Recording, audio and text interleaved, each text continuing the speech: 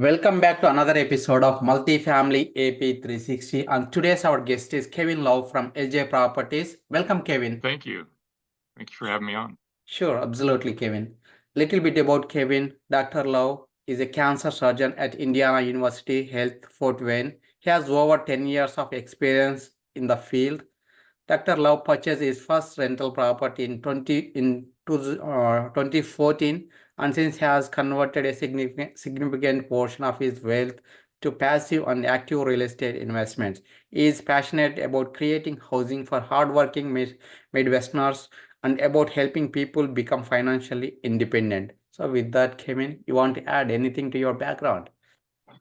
No, I just think this has been a process of me kind of realizing that the W-2 world was not going to give me everything I wanted long term, and so over the last 2 years, I've become increasingly interested in developing this real estate business and actively spending a good bit of time on that these days. Awesome, thank you. So you have good number of years in medical field, specifically cancer side, right? So Yeah. what makes you switch towards or think about real estate, or apartment syndications? Yeah. So I had a rental property for quite a number of years, and that was just something that we had bought in the course of living our life, and it kept, and that had gone really well. And then over the years in medicine, I increasingly came to understand that that road was not going to give me the kind of retirement I wanted, was not going to provide generational wealth, and that really I'd set myself up, in spite of all these years of work, to kind of save money that I was then going to spend, and hopefully didn't live past about 90 years old, because I was going to be broke at that point if I did. And so that got me thinking about what else I could do to shift some of my income from a W-2 to a more sustainable income. And then COVID happened, and that really was the push to get me into this space more full time. And that like a lot of people, I experienced COVID as a failure of systems, I think, and particularly in the healthcare space, there was just a lot of decisions made that seemed not to be in the service of patients, and not to be in service of the doctors, nurses, workers either. And that really made me realize that I was, to some degree, at the mercy of people that I didn't have influence, that didn't have my values at heart, didn't have my interests at heart. And so again, just another, that was kind of the final straw to really push me toward taking some control over my finances long term. Got it. Yeah, thank you very much. Share me a little bit more from mindset shift perspective, from W-2 to investor entrepreneur. How exactly you worked it out?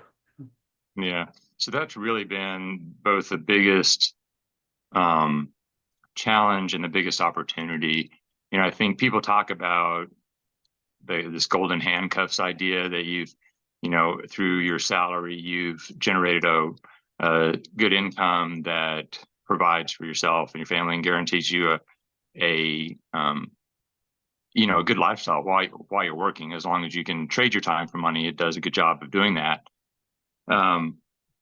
But there's also, a component of that is the mindset that goes along with sort of having to show up every day and count on that money coming in, knowing that the money's not going to come in if you don't. And so when I started to change my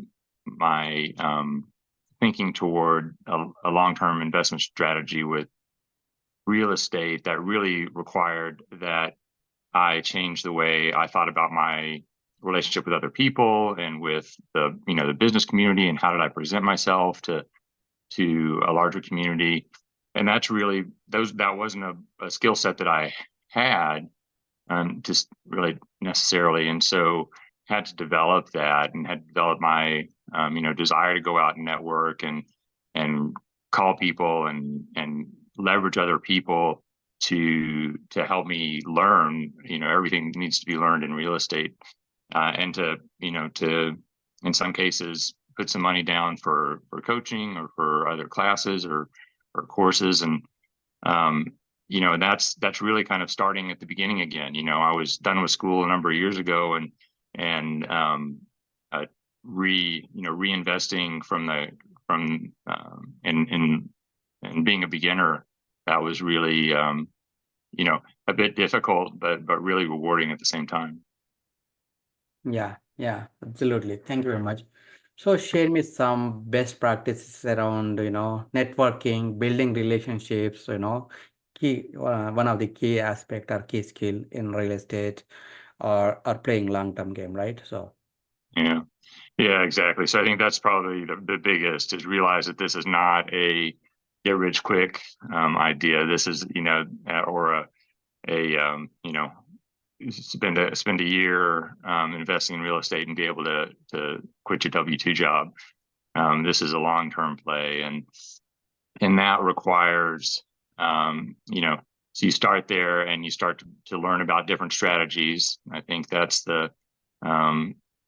that's one of the important steps, is realizing you can't do everything. There's so many different ways, so many different business models to go about investing in real estate, that you really kind of need to have an idea at least of where your interests are. For me, that was multifamily. There's just something about multifamily that I really like. I really like the opportunity to value add, really like the opportunity to give families a space to live that don't have one. Um, and and so that's I think that's the first thing. Is the after that, it's really, when you start, you almost have to kind of trust your own intuition about, at least that's the way I started, trust my own intuition about the people that I form relationships with. And so podcasts, I think, are a really good way to do that.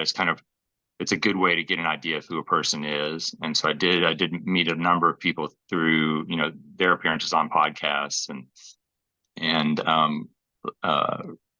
try first to get an idea of who they are, and then talk to them. So if it's a coach, or if it's a broker, or if it's a banker, I just spent multiple meetings I would have with different potential partners to really get an idea of who they are, and ask them all the questions, and just was not afraid to show my ignorance, and ask them all the simple questions. And they ought to be able to, I think the people you're thinking of partnering with ought to be able to answer those questions and do it in a sincere way. And so that's really where I started, is getting that group together, and having a coach in that process is just absolutely essential. I think I would have floundered for years trying to focus my attention, figure out where to, how to build a team and build a strategy without somebody who was an expert in the field already.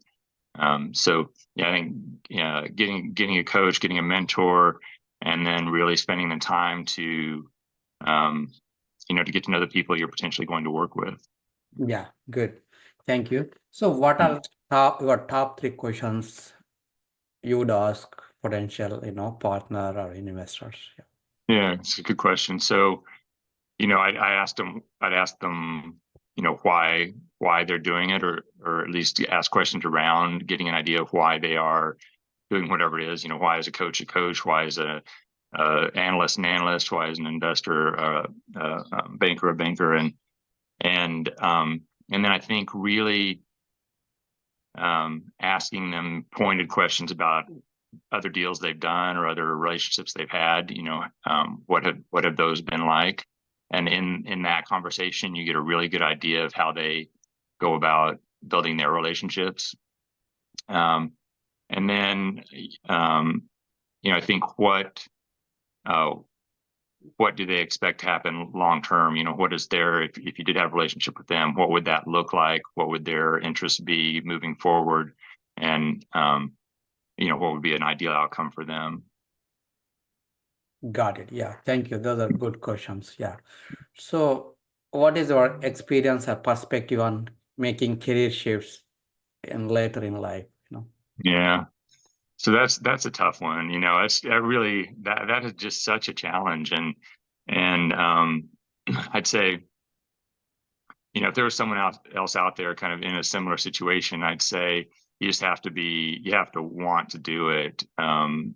You need to have, it's almost a cliche now, but you need to have a why. Why do you want to do this? And because it gets, it gets challenging, and the self-limiting beliefs and the doubts and why am I, messing with a perfectly good life to to try to do this thing? There needs to be a strong why, and to overcome those and keep moving. And so that's really one of the hardest things. I think on the upside, you do have, you have some capital, you have some history and doing difficult things, um, and so you have the experience of having done difficult things and come through them, and so you kind of know what that feels like versus somebody that's 20 or 30 and just starting out. So there are certainly some upsides, but yeah, there's some real challenges too, just to, get over that hump where you get some momentum and you see that this is really a good strategy to improve your life, improve your kids' lives. Yeah, great points. So, how to plan and execute sustainable income? Yeah, so there are a lot of different ways to go about that. And so when like a lot of people, when I started thinking about this, I thought, well, I'll just buy a bunch of single family homes and I'll rent them for a little bit more than the what they cost, and if I buy enough, then I'll have a long-term goal. And then, like most people, figured out that doesn't work very well. I think maybe there are a few people who have done that, but that's really another job, and that was not what I was after. And so I think, um, I then slowly moved into the idea of multifamily, realizing, again, that to have a quantity of multifamily that was really sustainable, I couldn't, and to do that within a 5-10 year period, um, to do that with self-financing was going to, just finance those myself was really going to be difficult. And so, I think the sustainable, at least in the multifamily space, I think the sustainable model is to, um, is to begin to partner with other people and invest alongside other people, uh, thus increasing the number of units that you can have under your control and the number of income streams that you can have. Yeah, great. So, working full time and also, managing rental properties or real estate, single families, multi-families, you Yeah. know. So, how exactly, you like prioritize your time or, manage your time? Yeah. Yeah. So for most of my career, I was spending a lot of time working, a lot of time in the hospital, and kind of when the changes in the way I was approaching my career were happening, I as a part of that, I made a change in my job, and so now work at a job that still is full time, but doesn't require all the late nights and weekends. And so that was the first thing, is just that freed up some time. And then the rest of it really is just always having on my mind what I'm doing in real estate. It's kind of, maybe that's another challenge I didn't talk about, but it really is something that I just ruminate about all the time, such that between lunchtime in the office or between cases, between operations in the hospital, I'll make a call, or I'll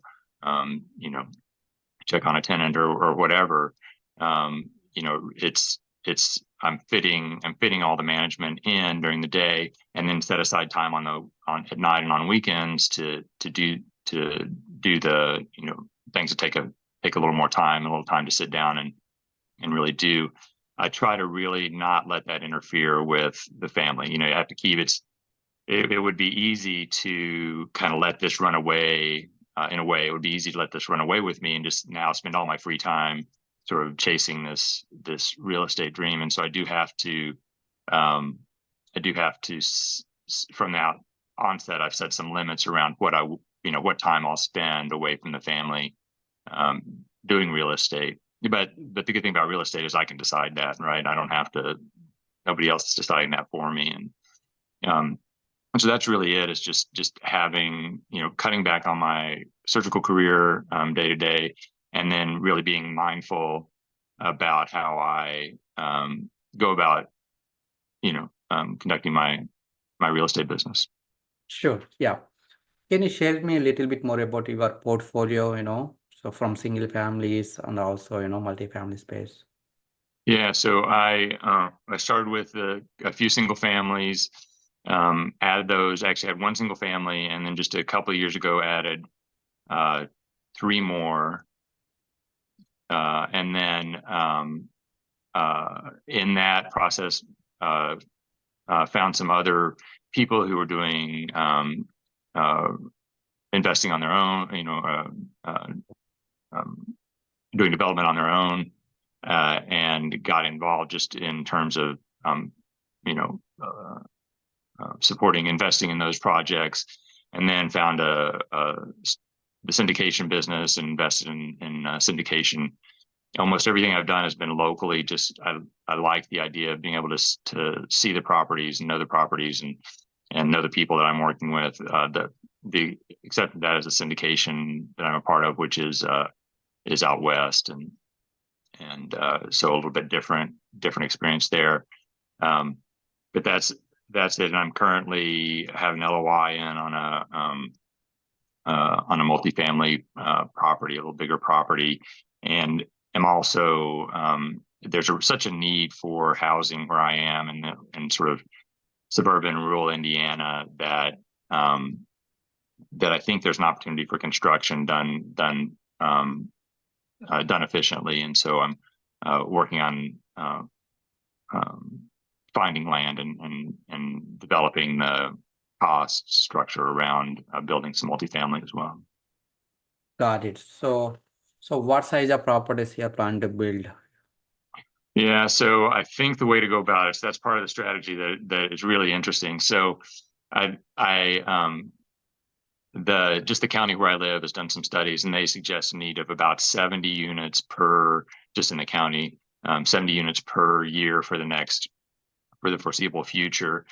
And so, and there's really very little available. When I rented one of my apartments, I rented to a young man that had been on a waiting list for 2 years in the area, just trying to find a 1-bedroom apartment for himself. There's just such a need. And so, but the challenge is that we don't have the market rents like you would in, a big city. And so, finding that sweet spot where you can construct something for reasonable cost, and how do you do that, and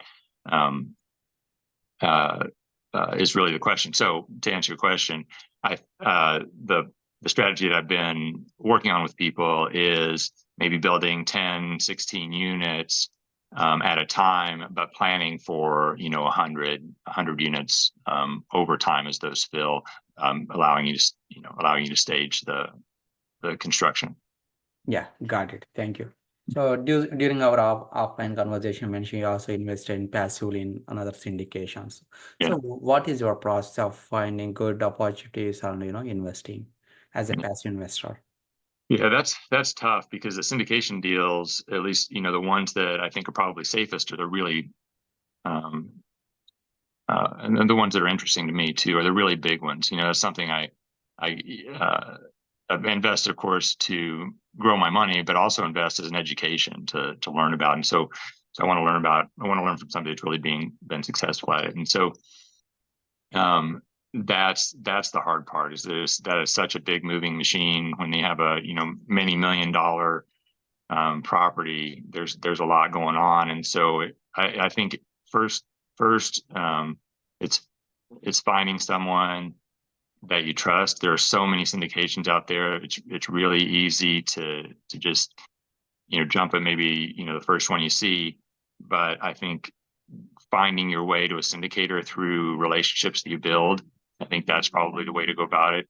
And then just doing your due diligence. And so that syndication that I first invested in, that really was an education for me and I took that seriously, to just go through all the documents, to have the conversations with the people, and really learn as much as I could about them and their strategy.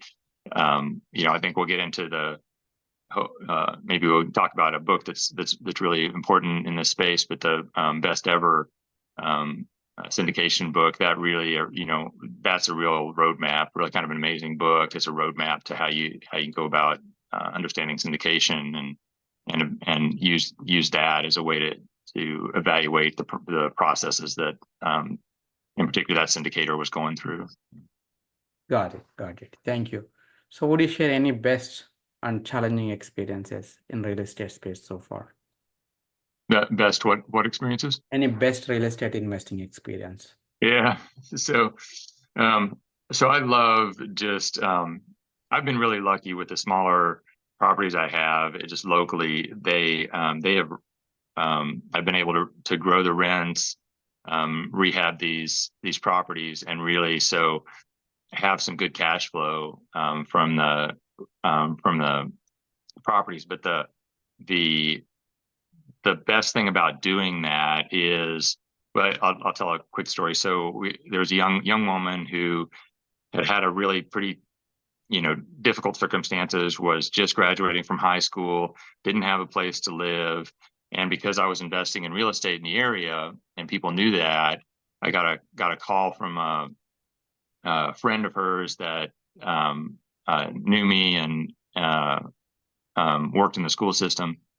And so we were able to give this young woman who had, and I met her and talked to her, and she didn't have a credit history, but she had a good job, was working her butt off to make ends meet, and was able to help her find a place to live, get through high school. And now she's still living in one of my apartments and has a good job and has been just an awesome tenant. And that's amazing. That's just very, very cool. You don't realize at my stage in life, or maybe don't remember what it was like to just not have a place to live, just not have a decent place to live and be struggling for rent. And so to be able to do that, that's been a great experience. And then the other thing that I really appreciate is just how much growth opportunity, there is. You'd think, maybe you'd think a guy that had, 54, 55 years old, and been a surgeon and, had a family and done some things in life would kind of, maybe know some stuff, but there's just so much for me to learn and changing my, and growing in the real estate space and in the business space. And so I'd say those are really the things I'm grateful for, the opportunity to provide housing for people that just need it, and do it well and be fair with them. And then all the sort of personal challenges that I get to have to and then get to overcome as I go about building this business. Awesome. So any personal habits that are helping you to be successful? Yeah, so that's a big part of it. And I think, if I'd been doing this even 15 years ago, 10 years ago, I wouldn't, I was blowing and going, getting surgery done, but I wasn't organized about the way I did that. I think the pace of medical practice just kept me going. I just got up and knew what I had to do, but now I have to be intentional about that. And so I find some practices that work well for me. I think getting up at a similar time, relatively early every morning, is a big deal. So having some kind of consistency to the sleep pattern, I think that was something I didn't have for a long time, and that was surprisingly disruptive to not be sleeping regularly. So I focus on that. And the other thing is, if that any kind of alcohol, I would drink socially or whatever in the past, and any kind of alcohol really knocks me out, as I've gotten older for a day or two. And so I just quit drinking. It's just not worth it. And then this is kind of, it surprises me, and it probably sounds a little crazy if you haven't done it, how well this works. But a cold shower in the morning or a cold bath in the morning just really sets my day up well. I know I've done something difficult already. I've toughed that 3 to 5 minutes out in the cold. It really wakes you up, so you don't have that 30 minutes of kind of grogginess to start the day. And then I do try to do mindfulness practice for a few minutes every day, just to kind of relax. One of the things that I think really can burn you out is just being stressed all the time and just always being, having your mind racing. And so that mindfulness practice really can kind of reset things. Awesome. So, any books that impacted your life? Yeah. So, so I mentioned The Best Ever Real Estate. If you're even casually interested in syndication, that's just an awesome book. The author just did a Fairless. I can't remember his first name. Is it Joe? Joe Fairless. Yeah, Joe Fairless. He just did a great, just a really kind of gave everybody a gift in that book, and so that one's important. I am a big fan of Jordan Peterson, so everything that he's written, I think really has just a unique and really valuable perspective in today's world. And then I have to say, fiction over the course of my life has been really important to me. And John, for some authors I really like, or John Irving or Zora Neale Hurston. There's authors that over the last century and a half that have really just written beautiful books. And sometimes I read fiction and it's just surprising how sensitive and thoughtful, intelligent that these authors are, and it makes me realize there's just it's a reminder of how much there is out there in other people and in the world, and how much beauty there is out there, and gives you, it's just a way to be inspired and keep moving forward. So I think fiction's really an important part of my reading, daily reading too. Sure. So how can listeners connect with you, Kevin? So you can connect through my website. It's ELJAY properties re.com, and you can link to email through that, or my email directly is KM as in Michael L at ljpropertiesre.com. Yeah, awesome. And thank you very much, Kevin, sharing your journey from medical surgeon to real estate investor. Thank you. Thank you very much.